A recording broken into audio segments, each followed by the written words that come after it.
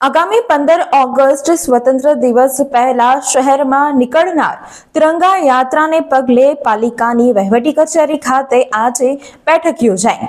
આઝાદી કા અમૃત મહોત્સવ અંતર્ગત વડોદરા શહેરમાં તિરંગા યાત્રાનું આયોજન કરવામાં આવ્યું છે, જેને લઈને આજે પાલિકાની વડી કચેરી ખાતે સ્ટેન્ડિંગ કમિટીના અધ્યક્ષ, પાલિકાના મ્યુનિસિપલ કમિશનર તેમજ પોલીસ વિભાગ અને વહીવટી વિભાગ સાથે સંસ્થાઓની સંયુક્ત બેઠક યોજાઈ હતી।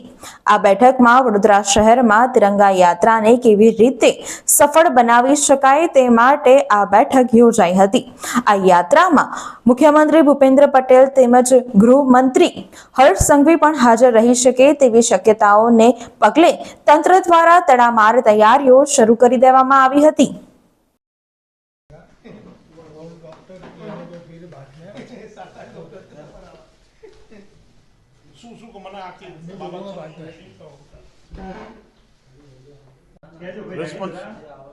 તમારા વિભાગના ડોક્ટર સાહેબ આમના તમારા વિભાગના ડોક્ટર જ આ સરફરાજના સર્જિકલ વિભાગ કહેવાય છે કે એમ્બ્યુલન્સનો ડ્રાઈવર છે દર્દીના ટાંકા લઈ ગયા છે, આ કેટલી ગંભીર બાબત છે, આપના ધ્યાનમાં આવ્યું છે? કોણ આ વ્યક્તિ છે, કેવી રીતે કાર્યવાહી?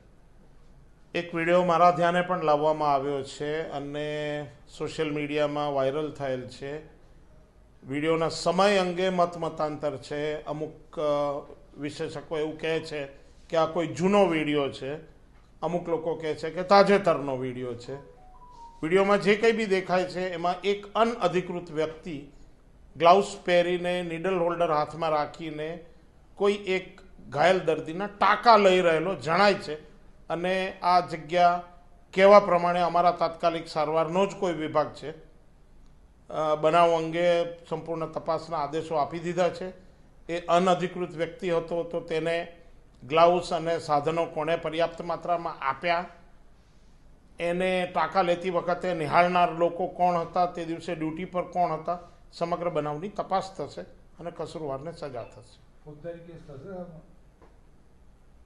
ટાંકા લેવાઈ ગયા છે, જે રીતે ટાંકા લેવામાં આવી રહ્યા હતા એ દર્દી તરફથી અમને કોઈ ફરિયાદ મળી નથી।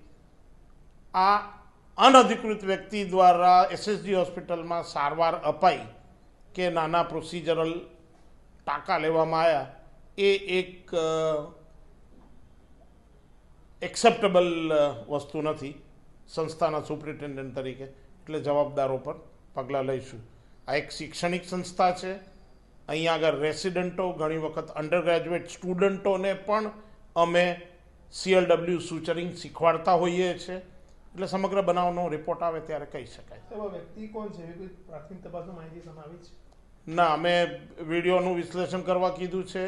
તાજેતરનો વિડીયો હોય તો છેલ્લા 5 દિવસની અંદર કોણ ડ્યુટી પર હતા એ બધાનો જવાબ અમે માગ્યો છે। સાહેબ, એવી પણ વાત જાણવા મળી રહી છે કે સર્જરી વિભાગના કોઈ તબીબ છે રેસિડેન્ટ અને એમના વોલેન્ટિયર તરીકે આ જે વ્યક્તિ છે ઘણા સમયથી નાઇટના સમયે આવી રીતે દર્દીઓને ટાંકા અથવા તો અન્ય સારવાર કરતા હતા।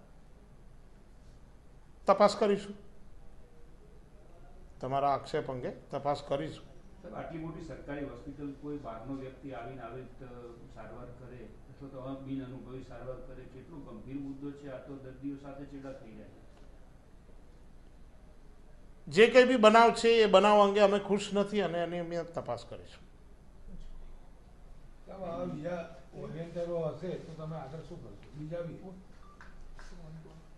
વોલેન્ટિયર સિસ્ટમ અંગે મને ભૂતકાળમાં થોડી ઘણી કંઈક જાણકારી મળેલી હતી। આ વોલેન્ટિયરો અમારા રેસિડન્ટને મદદ કરવા માટે તેમના પર્સનલ સહાયક તરીકે સેવાઓ આપતા હોય છે। કદાચ રેસિડન્ટો એમને પોતાની મદદ માટે રાખ્યા હોય એ તો હું એમને રોકી ના શકું, પણ એ સહાયકો જ્યારે મારા દર્દીને આ પ્રકારની ઇન્વેઝિવ સેવા આપવાનું ચાલુ કરે, જે બિલકુલ યથાયોગ્ય નથી। વડોદરાના સમાચાર જુઓ તથા આપણી ચેનલને સબસ્ક્રાઇબ કરો અથવા સંપર્ક કરો।